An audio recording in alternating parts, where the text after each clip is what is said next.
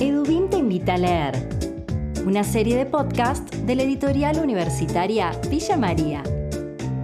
En cada capítulo te mantenemos al tanto de nuestras novedades editoriales. Conversamos con autores, editores y actores de la cultura del libro. En este podcast te acercamos mucho más que libros. Te invitamos a formar parte de nuestra editorial.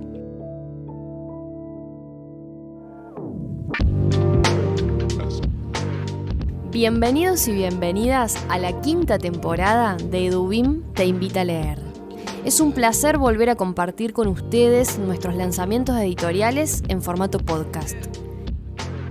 En EduBIM nos damos un tiempo para la conversación, la escucha y así poder conocer qué hay detrás de cada libro que publicamos. Además, no van a faltar las buenas noticias, premiaciones, convocatorias, reseñas, actividades y todo lo que rodea a EduBIM. En EduBIM tenemos muchas historias para contarte sobre ficción, crítica, cultura, economía y política. Estos son nuestros lanzamientos en la voz de sus autores.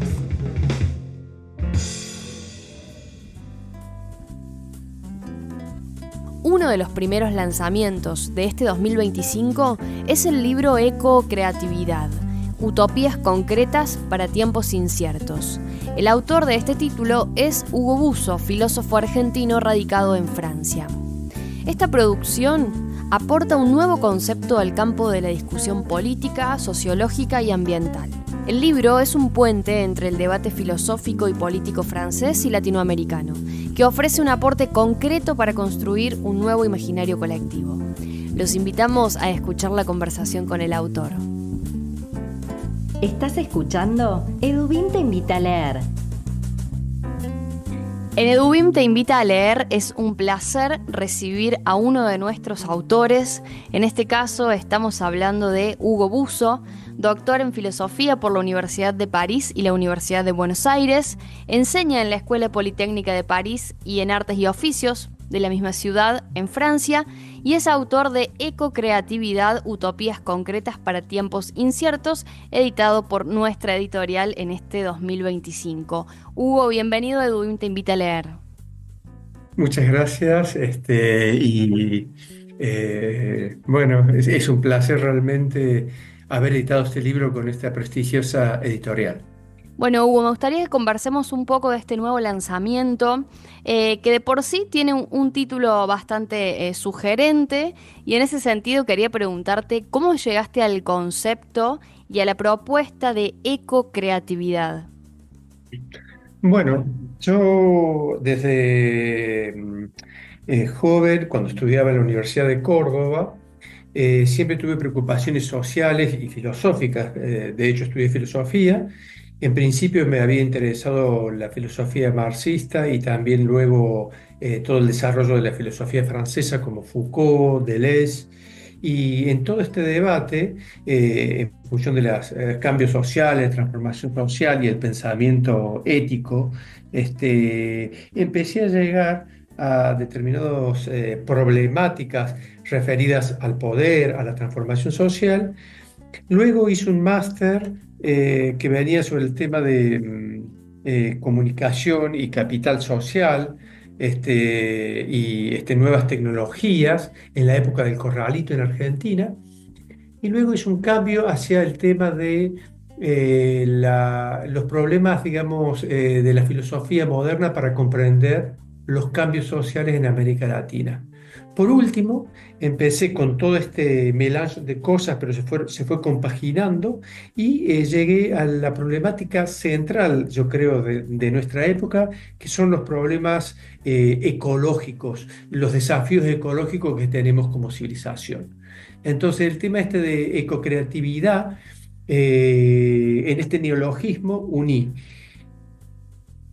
eco, que viene de ecología, los problemas ecológicos. Eco es con doble O, eco.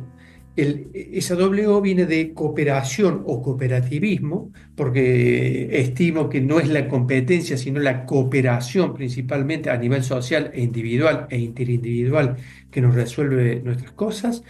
Y por último, el tema de la creatividad, que no puede haber dogma y que sobre todo para el cambio y la transformación social, para dar respuesta a los desafíos actuales, es necesario la creatividad social.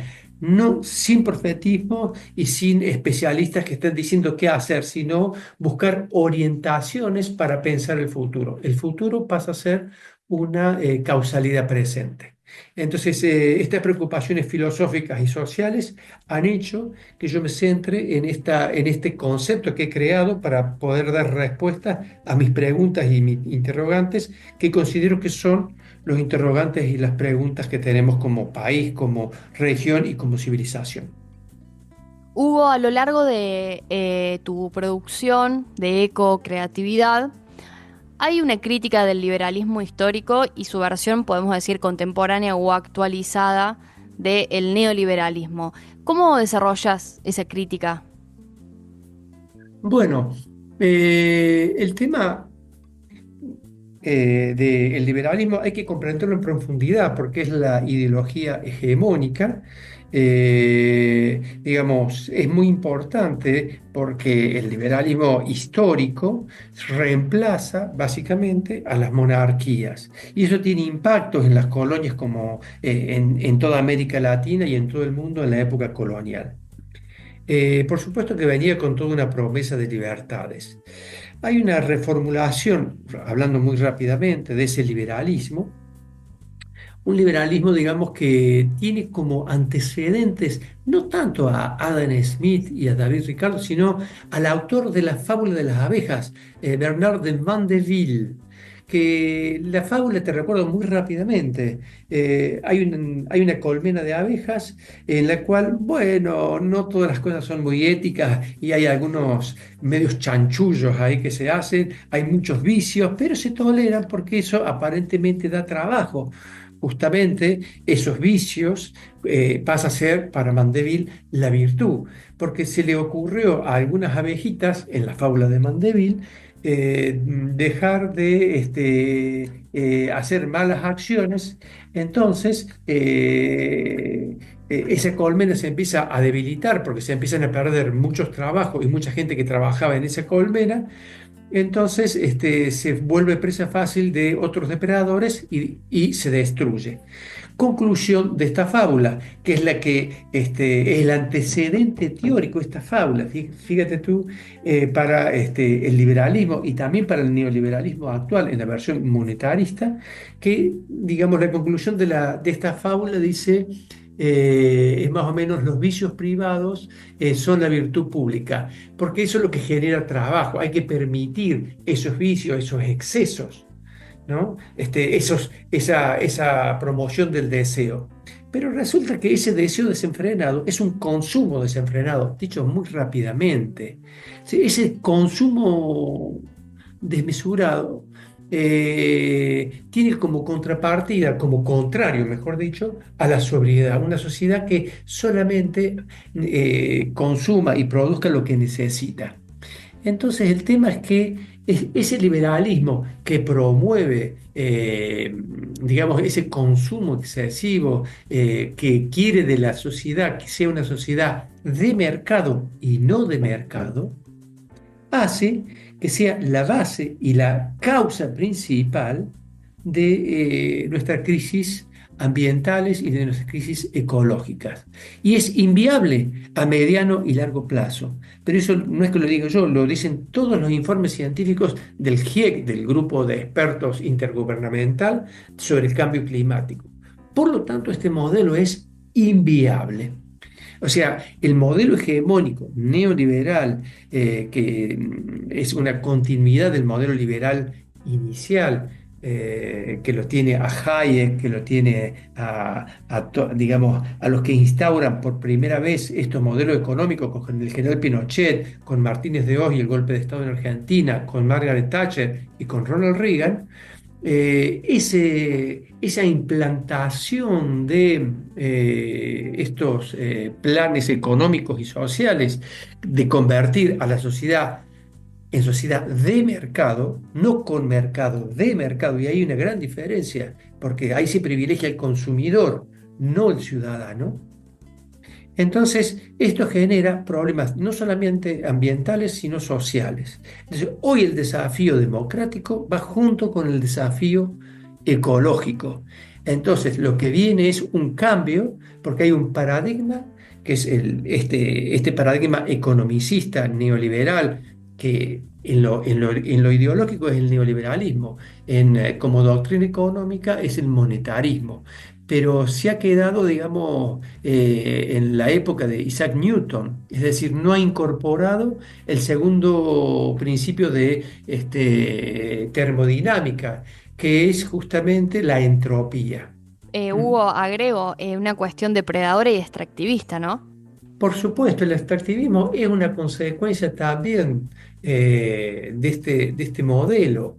Eso es lo que hay que entender, digamos, ¿no? El extractivismo justamente es una consecuencia de un modelo global, de una geopolítica de la mundialización económica actual, que ya, o sea, el único futuro que puede dar no es ni progreso, ni bienestar, ni libertad, es destrucción ambiental, por lo tanto, grandes catástrofes naturales y conflictos sociales, pero que ya lo estamos asistiendo. Esto no es una suposición, ni yo digo esto por ser catastrofista. Es el fracaso de un paradigma, de una ontología política como desastre de la política que genera políticas del desastre. Sí, es el momento de la filosofía, de la política y del pensamiento y de la acción colectiva. Ecocreatividad apuesta a eso, a dar las orientaciones. Por eso lo que estoy mirando no es solamente una descripción crítica del pasado, sino desde el presente, comprendiendo el pasado, mirarse hacia el futuro. ¿Cuáles son las tendencias necesarias? Y entonces, en ese sentido, es un pensamiento prospectivo, analizar las tendencias posibles para hacer experimentaciones sociales, que es el ámbito de la creatividad, de la ecocreatividad. Pero tiene que ser colectivo, no pueden ser de expertos. Hugo, ecocreatividad lleva por subtítulo, podemos decir, utopías concretas para tiempos inciertos. ¿Por qué hablas de utopías concretas? ¿A qué te referís con eso? Bueno, un poco como decía Galeano, las utopías en algún sentido no existen. Claro, utopos viene de la etimología, pero sirven sí para caminar y te marcan, básicamente sirven, digamos, como una brújula, te orientan cuál es la dirección que tenés que seguir. Es porque también, digamos, uno no llega a ninguna parte si no sabe dónde quiere ir. Por lo tanto, si uno no sabe dónde ir, cualquier tren o bus te puede llevar a cualquier lado porque no sabes dónde vas. Pero si hay un deseo de buena vida, un deseo de sociedades solidarias, hospitalarias, que te puedan recibir sin destruir el ambiente y sin destruir una parte de la población, entonces el tema de la utopía es justamente poder pensar no solamente lo que hay que hacer en la situación actual, sino preguntarse concretamente cuál es el verdadero deseo, cuál es la verdadera necesidad que tiene una comunidad y en relación, por supuesto, con las posibilidades que te brinda el medio ambiente. Porque el problema de esto que tú decías del extractivismo, claro, ya se han casi agotado las materias primas que se sacan de la superficie. Ahora va a ser muy costoso sacar las cosas en el fondo del mar, muy profundo en la tierra, estas detonaciones que se hacen muy en la profundidad de la tierra para que salga el gas y que salga el petróleo. Hay un problema geopolítico que lo vemos ahora, por ejemplo, con el tema de Trump. Le exige al presidente de Ucrania, que era su aliado, que Estados Unidos lo mete en una guerra y le dice, bueno, queremos tus materias raras para poder explotarlas. Porque ya, claro, el problema es que o sea, todo lo que está en la superficie, que era de fácil acceso, ya casi está a cero. Hay que ir muy abajo, lo que la naturaleza tarda millones de años. en producir, nosotros lo hemos consumido desde la revolución industrial hasta aquí.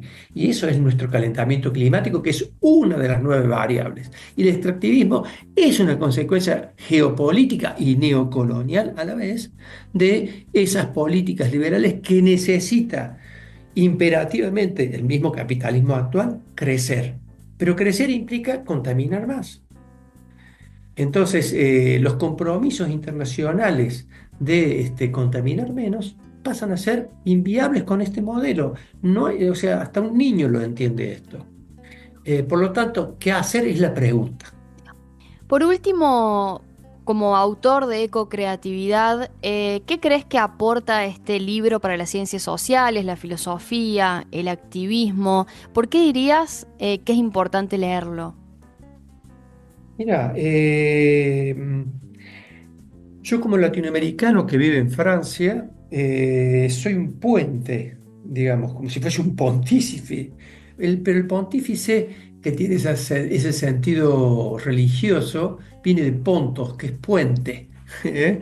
Entonces, yo hago un puente entre la reflexión filosófica, social y económica aquí en Francia y en Europa en particular, de los sectores críticos y más avanzados y más interesantes en mi punto de vista, y por otro lado, con el pensamiento crítico latinoamericano. El libro es un puente posible dentro de una perspectiva crítica que trata de observar y proponer y sugerir un horizonte post-neoliberal. Para eso hay una interpretación, debo hacer una interpretación muy clara, un diagnóstico de cuáles son los contenidos de la ideología dominante actual, el liberalismo y el neoliberalismo, y luego va a pie entre la teoría política y las ciencias sociales como reflexión filosófica, proponiendo utopías concretas, factibles, que recoge el debate de Europa y de América Latina. Esto ha tenido muy buena acogida en las universidades donde yo doy clase y también en círculos intelectuales en los que participo, y he sacado, por supuesto, muchos elementos a partir de largas horas de estudio, meses y años, para poder formular esta propuesta, que son orientaciones, indicaciones para comenzar el debate. Esto lo tienen que resolver las sociedades democráticas. La propuesta de una democracia radical que viene de Ernesto Laclau y Chantal Mouffe, por ejemplo, el concepto de política que viene de Rancière, el concepto de transmodernidad que viene de Enrique Dussel, el concepto de ecosocialismo que viene de Michael Lowy y que yo lo resignifico.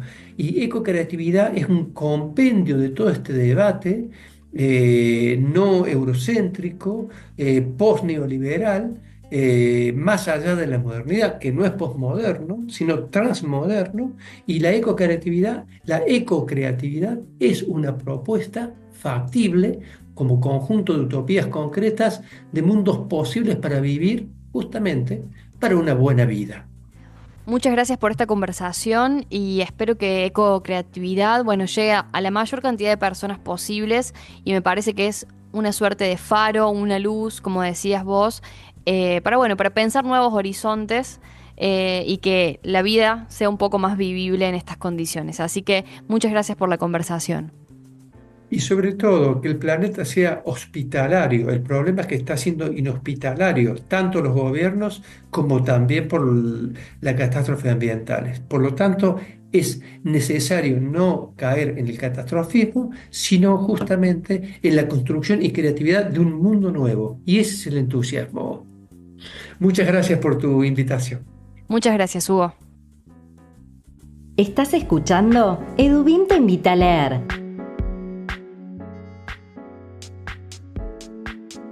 Les recordamos que en nuestras redes sociales van a encontrar información sobre las preventas, anticipos y lanzamientos.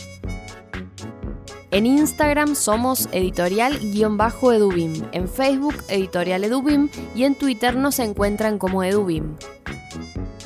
En nuestro sitio web www.edubim.com.ar pueden encontrar el catálogo de libros físicos y digitales, hacer compras online y leer las notas de nuestro blog. Mi nombre es Camila Argüello y esto es posible gracias al equipo de comunicación. Carolina Will en coordinación, Carolina Vázquez en newsletter, Sebastián Perotti en gráficas y audiovisual y Rocío Monasterolo en redes sociales. Hasta el próximo episodio.